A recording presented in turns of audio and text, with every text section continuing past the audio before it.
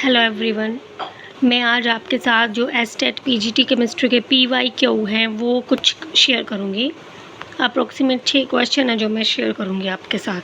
Okay, the question 1 है the pKa of acetic acid and pKb of ammonium hydroxide are 4.76 and 4.75 respectively. The pH of ammonium acetate solution will be. तो सबसे पहले इसका ना formula हमें याद करना है, ठीक है।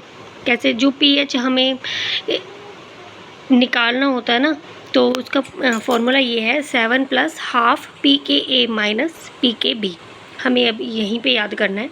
अगर ऐसा क्वेश्चन आ जाता है pKa pKb से, तो आपने को फॉर्मूला ये ऐसे याद करना है, pH = 7 + ½ pKa - pKb, ठीक। तो 7 + ½ pKa की वैल्यू हमें गिवन है और pKb की वैल्यू हमें गिवन है, तो प्लस माइनस करना है और आंसर हमारा यहाँ पे आ जाएगा। तो अपना मेन तो अपने को ना ये फॉर्मूला ही याद करना है, 7 + ½ pK of acid and pK of base. Next है मोलर कंडक्टेंस से कोलरस लॉ है जो ये molar conductance of NaCl HCl NaAC are 126.4 425.9 and 91, ठीक है। ये मतलब हमें जो है गिवन है, तो इसको अपने को सोल्व कैसे करना है ये देखना है अपने को। तो इसमें ना ट्रिक है, सबसे पहले क्या ट्रिक है इसमें, हमें जो भी कॉमन आयन नहीं है ना, हमें ना उनको ऐड करना है। तो अब देखो यहाँ पे NaCl है HCl है, तो इसमें कॉमन आयन अपना Cl है, तो इसको ऐड नहीं कर सकते। ऐसे ही हम NaCl और NaAC है, इसको हम ऐड नहीं कर सकते क्योंकि सोडियम आयन यहाँ पे कॉमन है। NaCl HCl में क्लोराइड आयन कॉमन था। तो हमें क्या करना है, हमें जो है ऐड करना है यहाँ पे, कौन सा करना है, HCl एंड NaAC हम यहाँ पे ऐड करेंगे। तो जब हम इनको ऐड करेंगे तो अपना वैल्यू देखो क्या दी हुई है, वैल्यू क्या दी हुई है, HCl की वैल्यू क्या दी हुई है अपने को 425.9 और NaAC की वैल्यू क्या दी हुई है हमने 91 ही दी हुई है। तो अपने को ऐड करना है। तो जब हम ऐड करेंगे तो हमारा 516 ये आ जाएगा तनिष्क। इसके बाद हमें क्या करना है बच्चों, हमें इसके बाद क्या करना है, हमें ना जो हमने NaAC और जो हमने HCl को ऐड किया था उसकी हम रिएक्शन लिखेंगे। तो जब रिएक्शन लिखी तो HAC बन गया आयन एक्सचेंज, जो कि NaCl बन गया, ठीक है। तो हमें वैल्यू जो क्वेश्चन में पूछी थी ना वो HAC निकालना था हमको, ठीक है। तो जब अगर ये रिएक्शन इसमें ऑलरेडी बैलेंस्ड है, अगर रिएक्शन बैलेंस ना हो तो बैलेंस करनी है पहले। फिर इसके बाद जो हमने 516 निकाल लिया था अनकॉमन आयन को ऐड करके, ठीक है, तो उसमें से जो HAC हमें निकालना है, तो NaCl ही बचता है प्रोडक्ट साइड में। तो NaCl की वैल्यू जो हमें क्वेश्चन में गिवन है उसको माइनस करके हमारा डायरेक्ट आंसर निकल जाएगा, ठीक है। तो सबसे पहले क्या ट्रिक थी कि अनकॉमन आयन को हमें ऐड करना है, फिर रिएक्शन लिखनी है, रिएक्शन को फिर बैलेंस करना है, बैलेंस करने के बाद जो भी वैल्यू जो है उसमें दी हुई हो उसको माइनस करनी है, ठीक है। नेक्स्ट है पीरियोडिक प्रॉपर्टी से हमारा क्वेश्चन है the correct order of energy of 2s orbital of the following is. तो यहाँ पे भाई हमें ना एलिमेंट दिए हुए थे, ये अल्कली मेटल के दिए हुए थे, तो मैंने डायरेक्ट आंसर ही लिख दिया, बस कॉन्सेप्ट लिखा हुआ है कि डाउन द ग्रुप जाते हैं ना, तो हमें पता है कि नंबर ऑफ़ शेल जो है इंक्रीज़ होते जाती है, तो साइज़ जो है हमारा इंक्रीज़ हो जाता है। तो जब हम डाउन द ग्रुप जाएंगे तो साइज़ बड़ा होता जाएगा, तो हमें तोड़ने में उतनी ही कम एनर्जी लगेगी। जो जितना मोटा होएगा ना उसको उतना ही बड़ा होगा, चलो मोटा पतला तो मैं नहीं बोलती, नॉर्मली मैं शेयर करती हूँ आपसे कि जो जितना भारी होगा छोटा होगा उसको तोड़ने में हमें ज़्यादा एनर्जी लगती है। तो नंबर ऑफ़ शेल इंक्रीज़ होएगी तो एनर्जी वो जो है वहाँ पे कम होती है, आयनाइजेशन एनर्जी, नॉर्मल एनर्जी, ठीक है। तो यहाँ पे जो क्वेश्चन में दिया हुआ था कि भाई ऑर्डर क्या है, तो यहाँ पे ही आएगा हाइड्रोजन को तोड़ने में हाइड्रोजन की क्या होगी,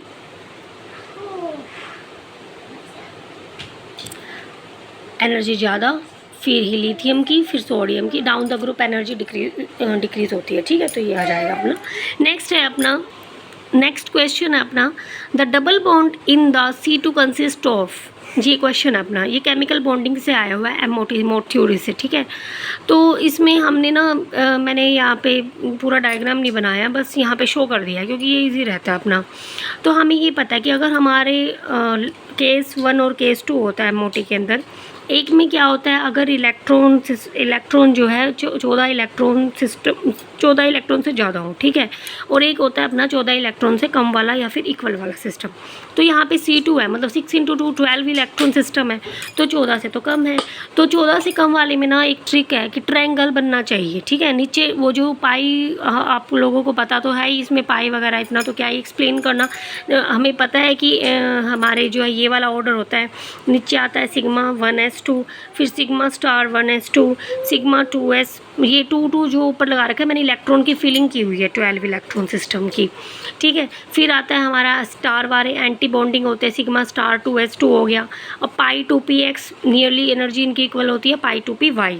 तो सबसे पहले हमारा क्या आया, ऊपर की तरफ जाते हुए 2 ऑर्बिटल आ गए, फिर उसके बाद हमारा सिग्मा 2pz आया, फिर एंटी बॉन्डिंग वाले pi star 2px, pi star 2py, और फिर एंटी बॉन्डिंग वाले ही सिग्मा स्टार 2pz, ठीक है बच्चों।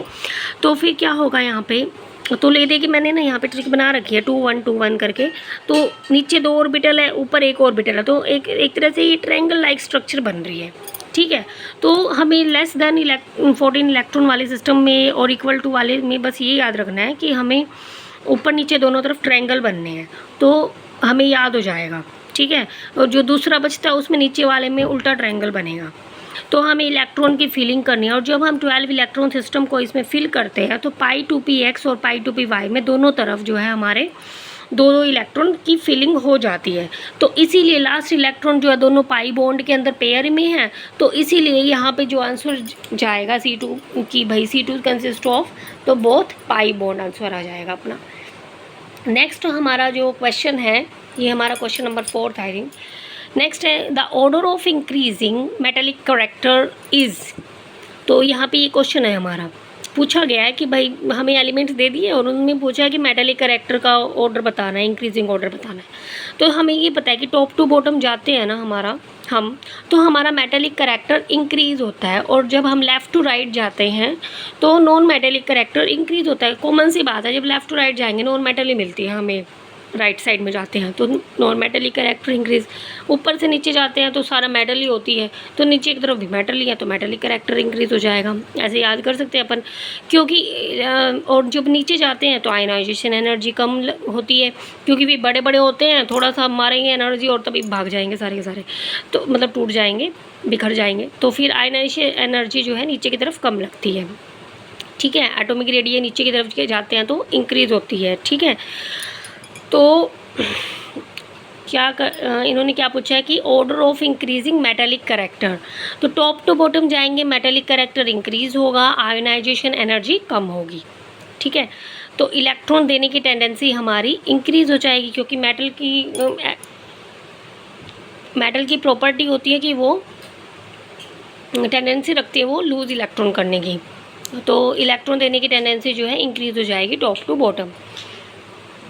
तो यहाँ पे ना ये मेटल दी हुई थी, उस तरीके से ना मैंने इसको ऐसे अरेंज कर लिया कि जैसे सोडियम मैग्नीशियम सीरीज़ में, बेरिलियम सेकंड पीरियड में डाल दी, थर्ड पीरियड में नाम GLC पस्कल ये सब आती हैं।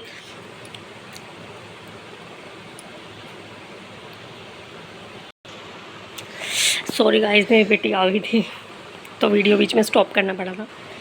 तो फिर हमने सेकंड पीरियड में क्या किया, बेरिलियम लिख दिया। थर्ड पीरियड में नाम GLC पस्कल जो होती है, जो एलिमेंट इन्होंने दी थी वो लिख दिए हैं, बट एल्यूमिनियम नहीं दिया था इन्होंने, मैंने वैसे ही लिख दिया है। तो हमें ये पता है कि जो सोडियम है ना वो मेटल है, ठीक है, तो उसमें से इलेक्ट्रॉन निकालना जो है ईजी हो जाएगा, क्योंकि मेटल की प्रॉपर्टी होती है टू लूज़ इलेक्ट्रॉन। तो एल्कली मेटल की सबसे ज़्यादा एबिलिटी होती है टू लूज़ इलेक्ट्रॉन। तो हमें ये पता है कि क्वेश्चन में क्या पूछा, मेटेलिक करेक्टर पूछा है, तो ऑब्वियस सी बात है कि एल्कली मेटल का मेटेलिक करेक्टर सबसे ज़्यादा होगा। तो ऑप्शन में Na सबसे ज़्यादा था एक ऑप्शन में, तो मैंने ये वाला आंसर टिक कर दिया था। ऐसे ही फिर उसके बाद अल्केलाइन अर्थ मेटल का मेटेलिक करेक्टर ज़्यादा होगा तो मैग्नीशियम आ गया। फिर उसके बाद क्या होगा, बेरिलियम होगा, क्योंकि ये भी अल्केलाइन अर्थ मेटल में ही आता है फर्स्ट एलिमेंट। ठीक है, तो बेरिलियम हो गया।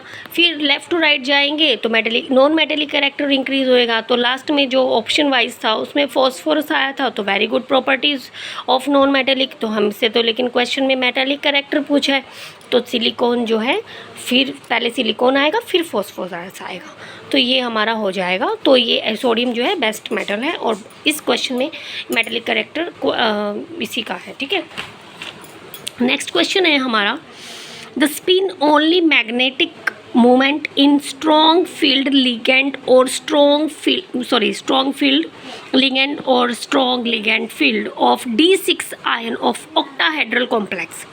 तो हमको ये पता है कि जो स्ट्रॉन्ग फील्ड लिगेंड होते हैं उनके अंदर पेयरिंग होती है, और जो वीक फील्ड लिगेंड होते हैं उनके अंदर हम पेयरिंग नहीं करते हैं। सबसे पहले हम अनपेयर इलेक्ट्रॉन को फील करते हैं, देन कोई बच जाता है तो हम पेयरिंग स्टार्ट करते हैं।